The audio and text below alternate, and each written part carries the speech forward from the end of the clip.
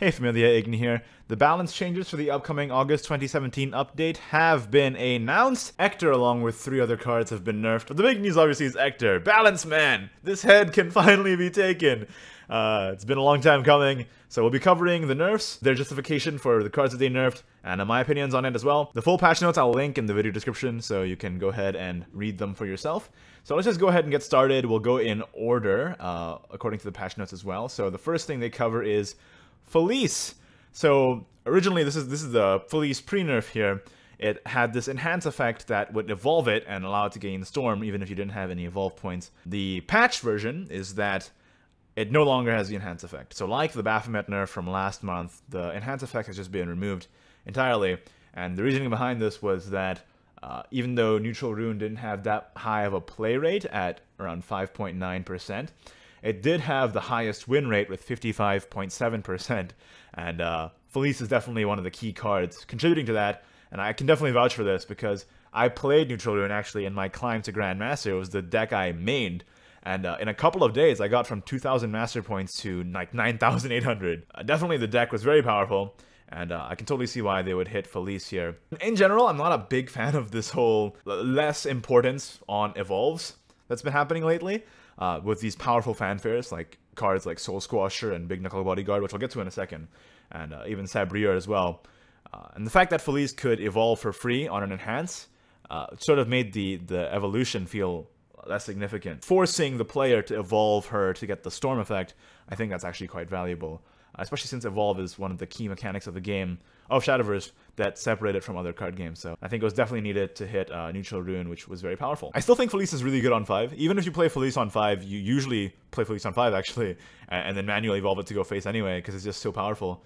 But getting rid of that enhance effect that lets it gain value later on without having to spend any evolve points at all, I'm a big fan of this change. Next up is Demonlord Eachtar. We all know what he does. If you played Shadowverse even a little bit in like the past, what, 5 months now, you've seen Demonlord Eachtar. He's been changed to be less flexible, so now instead of Necromancy 3, it's Necromancy 8, summon 2 zombies, maximum 2 zombies, and it's all bundled in that one straight up Necromancy 8 cost rather than a repeating 3 cost. And the rest of the effect is basically the same. Give all other allied followers +2/+0 and rush until the end of the turn, whether Necromancy was activated or not. So it's the same as before, except instead of being able to summon 4 zombies for 3 each, it's summoning 2 for Necromancy 8 no matter what, even if you have, for example, 4 followers on board already. The reasoning behind it was that they wanted to keep Eictar's power as a mid-range offensive finisher without having him be so flexible defensively, and I actually appreciate that because Eictar in his current state is just nuts. Like, it punishes you so hard for clearing the enemy board, because they can just refill, and then the zombies also refund their shadows. This change makes it so that Eictar into Eictar into Eictar, like chaining Eictars, is a lot less effective, and the Necromancy cost will be a lot less likely to go off, especially if you're using stuff like Soul Squasher and Death's Breath. Yeah, this Necromancy 8 is going to be a lot harder to pull off than Necromancy 3 repeating. It still is super powerful as a finisher, though. It still has the buff, it still has the rush, which can help you swing back on board. The rush a little less of a problem now that it summons less zombies, but yeah, that buff effect is still going to be pretty powerful, especially since Shadow can pretty much maintain a board without issue with stuff like Catacomb. So whether or not it'll affect the metagame that much, we'll have to see. But I do appreciate that it's a lot less flexible than it was before, and that chaining top Dechters is a lot less infuriating now. Of course, the buff is great, but you won't feel as punished for clearing Shadow boards anymore because they can't just refill it entirely with zombies. Also, as an aside here, I think it's fine that he was nerfed without being nerfed into unplayability. A lot of people are trying to call for his head, for lack of a better term, and they really wanted him to be nerfed into the ground. And I kind of understand the, the knee-jerk reaction and the frustration of having to play against Eictar for so many months and then still having him look playable, at least from first impressions here. But it's better, I think, that he's not nerfed into unplayability. Whether or not it's still too strong, like I said, we'll just have to wait and see. Big Knuckle Bodyguard. Now, the patch notes mention that Aggro Blood's win rates are still 55.5% going first.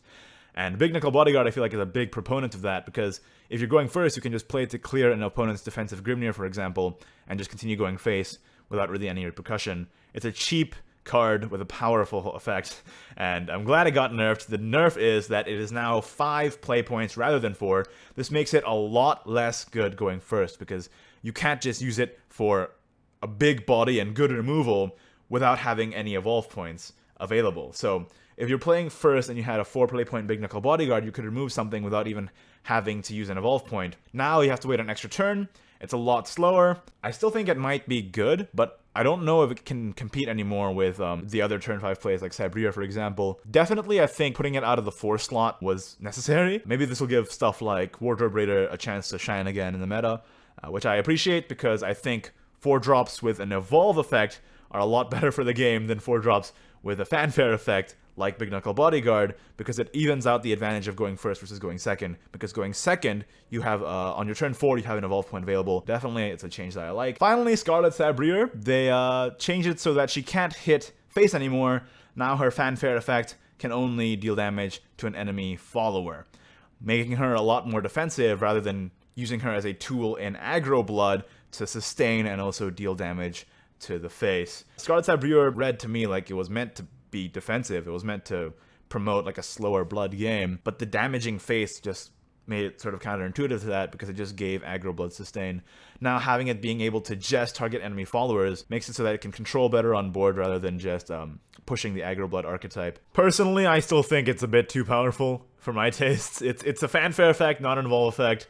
It still deals damage, it still restores your health, it still has Bane. It's still crazy, in my opinion, but we'll see, we'll see. In general, I'm a fan of the changes. I'm not completely sold on whether or not some of them were enough. I think Echther, for example, is still good, and I think Scarlet is still good.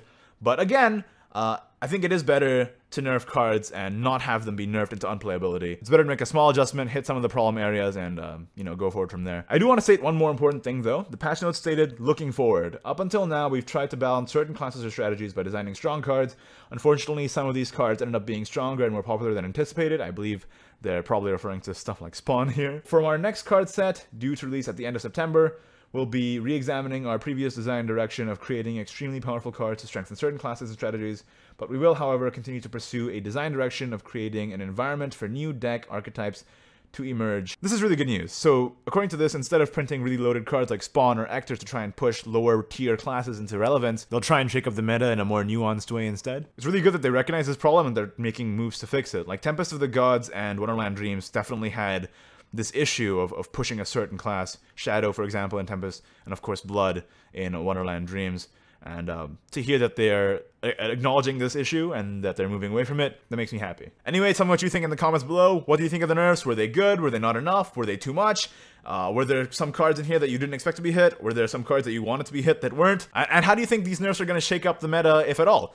Let me know. Let's make the comment section a sort of open discussion on the nerfs and their impact on the upcoming metagame. Oh, and final reminder, before the patch comes out, if you want to get your full vial value on the last month's balance changes, make sure to liquefy your Toves, your Baphomets, your Spawn of the Abyss, your Goblin Leader, your Grimnir, your Ouroboros, and your Princess Snow White. You still get full refund value before the patch comes out, and you can always recraft them later. Just final reminder if you want to do that. Alright, that's it from me. Like the video if you did, don't if you didn't, subscribe for more Shadowverse content in the very near future, and of course, thank you to my wonderful patrons, patreon.com/Ignideus. If you want to help support the channel as well, I'd highly appreciate it. Thank you for watching, and I'll see you next time. Bye-bye.